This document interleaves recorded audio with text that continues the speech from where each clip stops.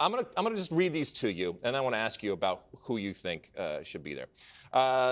Sonia Bonpastor from Lyon, Jill Ellis from the San Diego Wave, Tony Gustafsson from Australia, Laura Harvey from OL Reign, Emma Hayes from Chelsea, Mark Parsons from the Washington Spirit, Hervé Renard from France, Casey Stoney from the San Diego Wave, Pia Sundhagen from Brazil, and Serena Wigman from England. Any of those jump out to you as if they're available, you have to have and do them? There's already some repeat customers there, so Sure. I think that Okay, this so needs to be clean slate, Okay. like nobody. I mean, hey, Renard, sure. Okay.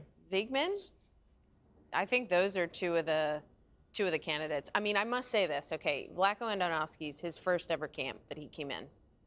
It was a January camp, which is meant to be hard. You're coming off your off season. He came in and it was like double days, all right? We trained in the morning, came back out in the evening. That was the last time that there was actually a difficult, hard training camp that he had ever put on.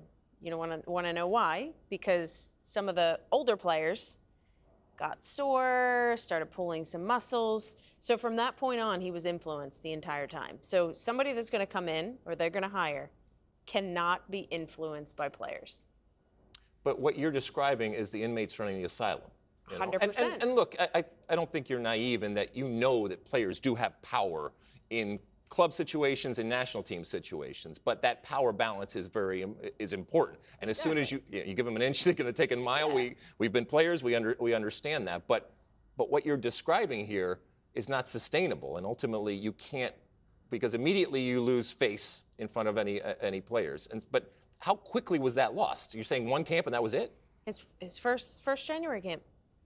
They cut the double days. They were all concerned with the loads and all this, and then ever since then it become easy. But to your point, then this is what has to happen. Whoever comes in has to clean house.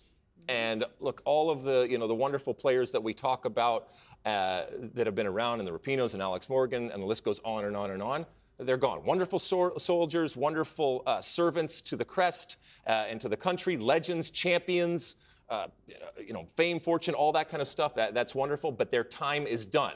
And to your point, whoever comes in now can start anew and start with people that are younger, less experienced, and maybe haven't been, for lack of a better word, Carli, tainted by what has come in the past. And I think you have to do that and then use the Olympics next summer as almost a training camp for that next team that's going to come in and lead us back, hopefully, to the promised land. Yeah. One name I'm curious about is Gustafsson, because I do think he's done a really nice job with Australia, without Sam Kerr for most of this tournament. And he was an assistant under Joe Ellis, won World Cups with the U.S. Don't want to put you too much on the spot here, but I mean, what do you think of him as a coach generally? Would he be a viable candidate or not? No. He was there around 2012. He went away for a little bit, came back. No, I mean it's still too close. I don't know. Even if you get rid of some of those veteran players or they retire or whatnot, I just think it's.